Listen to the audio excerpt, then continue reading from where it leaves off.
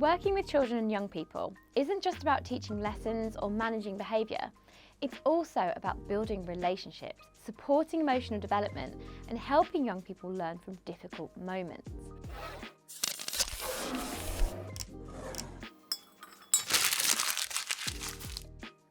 Hi everyone, I'm Natalie from My Progression, and in this video we're going to talk about restorative conversations, what they are, why they matter, and how they can help children and young people reflect, repair, and move forward. So what are restorative conversations?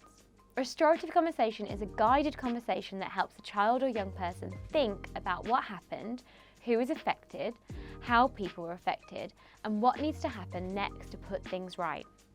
These conversations are often used after conflict, harmful behaviour, disagreements, or incidents where relationships have been damaged.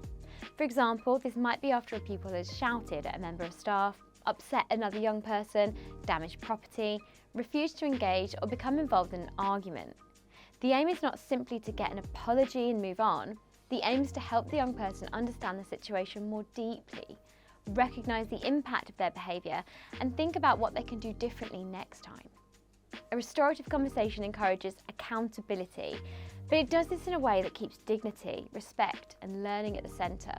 Restorative conversations are important because children and young people are still developing the skills they need to manage emotions, control impulses, solve problems, communicate clearly, and understand the perspectives of others.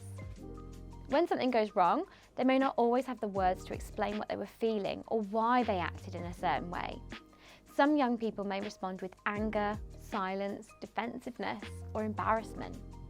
Others may say, "I don't care," when actually they're feeling overwhelmed, ashamed, anxious, or unsure of how to fix the situation. And that's why the way that we respond matters. If we only use punishment, we might stop the behaviour in the short term, but we may not help the young person understand why it happened or how to make a better choice next time.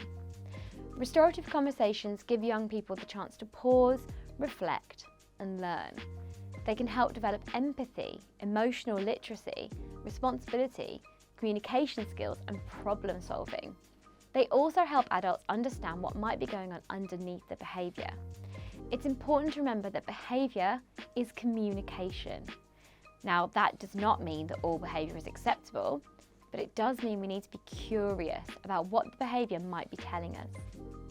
We do have an entire playlist on managing behaviour with over 60 videos. Why not check that out after this video? And if you're finding this content useful, give us a like, subscribe, and click on the bell to keep hearing more from My Progression. Now, one common misconception is that restorative practice is soft, or that it means children and young people are allowed to avoid consequences. Now, that is not the case. Restorative conversations are not about letting young people off. They're about helping them take meaningful responsibility. There's a big difference between a young person being told, "You're in trouble," and being supported to understand, this is what happened, this is who is affected, and this is what needs to be done to repair the harm. Consequences may still be needed, depending on the situation and your setting's behaviour policy. But restorative approaches help make those consequences more meaningful because they're connected to learning, reflection, and repair. The goal is not to shame the young person. The goal is to help them understand their behaviour and support them to make better choices in the future. So how do you have the conversation? Well, firstly, pause before reacting. Take a moment to regulate yourself before trying to support the young person. Secondly, choose the right time. Wait until the young person is calm enough to reflect. Then ask rather than assume. Try to understand what happened from their perspective. Next, focus on impact. Help them think about who was affected and how. Then support repair. Give them a realistic way to put things right. And finally, follow up. A quick check-in later can help reinforce the learning and show the young person that the relationship is still intact. Now, sometimes that follow-up might be as simple as saying, "Well, thank you for talking that through earlier. I know that wasn't easy." Small moments like this can help rebuild trust. Now, we are going to break this down further throughout this video. Restorative conversations are usually built around a few key questions. These might include, what happened? What were you thinking or feeling at the time? What have you thought about since? Who's been affected by what happened? How do you think they were affected? What needs to happen now to put things right? And what could you do differently next time? These questions might sound simple, but they can be very powerful when they're asked calmly and with genuine curiosity. The tone of the conversation is really important. If these questions are asked like an interrogation, the young person may become defensive or they just shut down. But if they're asked in a calm, respectful way, they can help the young person feel safe enough to reflect honestly. You should always ensure the conversation is delivered at a level suitable for that child. The key is to make the conversation accessible, not to rush it. Choosing the right time and place is a really, really important part of restorative conversations. Trying to have a reflective conversation when a young person is still angry, upset, dysregulated, or overwhelmed is not likely to be effective. In that moment, they may not be ready to listen, and sometimes the first step is simply to help them calm down and feel safe. That might mean giving them space, using a calm tone, reducing demands, or supporting them to regulate before any conversation takes place. Once they're calmer, you can then come back to the situation. It's also important to think about where the conversation happens. Restorative conversation should be private where possible. Publicly challenging or questioning a young person can cause embarrassment and actually make the situation worse.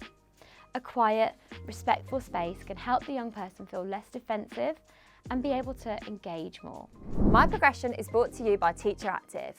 Keeping on top of your CPD just got even easier with the Teacher Active app. You can browse through all My Progression videos and test your knowledge straight away by gaining and downloading CPD certificates right onto your phone. When having a restorative conversation, you need to be calm, curious, and non-judgmental.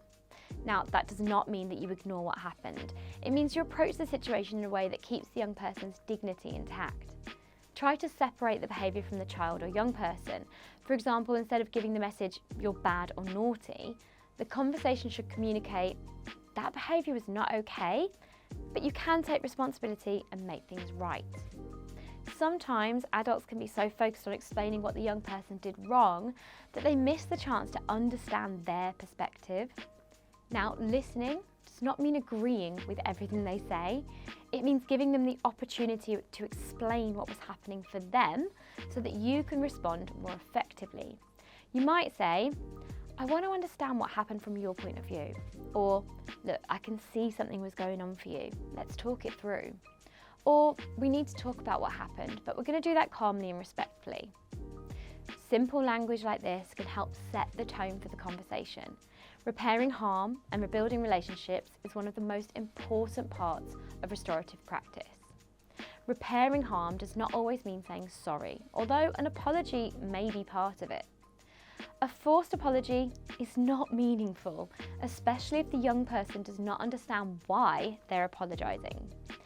Repair might involve writing a note, helping to fix something that was damaged, checking in with someone they upset, agreeing a different strategy for next time, or taking part in a supported conversation with the person affected. The repair should be realistic, appropriate, and linked to what happened. The purpose is to help the young person reconnect with the community around them, rather than feeling pushed out of it. For many children and young people, especially those who've experienced rejection, trauma, exclusion, or instability, relationship repair is incredibly important. A restorative approach sends the message, what's happened was not okay, but you're still part of this community, and we're going to help you move forward. Supporting children with additional needs is important, as not every child or young person is going to be able to engage in a restorative conversation in the same way. You'll need to adapt your conversation to suit the understanding of the child or young person. As adults, we play a huge role in setting the tone. Children and young people learn a lot from how we respond when things go wrong. If we respond with anger, sarcasm, humiliation, or blame, we're going to escalate that situation further. But by modelling the right behaviour and admitting to our own mistakes, we can show them that they can move forward from challenging situations. Now, sometimes it'll be you that the anger was directed at, and it might well have made you feel hurt, upset, or even angry yourself. That's normal, you're human. But you need to put any personal feelings aside and always do what's in the best interest of the child. Now, as with any approach to behaviour, restorative conversations should always sit alongside your settings policies and procedures. You should follow your behaviour policy, safeguarding policy, anti-bullying policy, SEND or ALM procedures, and any risk assessments or support plans. Restorative conversations should never replace a safeguarding action. If a child or young person discloses something concerning, if there's a risk of harm, or you notice signs that raise safeguarding concerns, you must report this to the designated safeguarding lead in line with your settings procedures. It's also important to record incidents and outcomes accurately where required.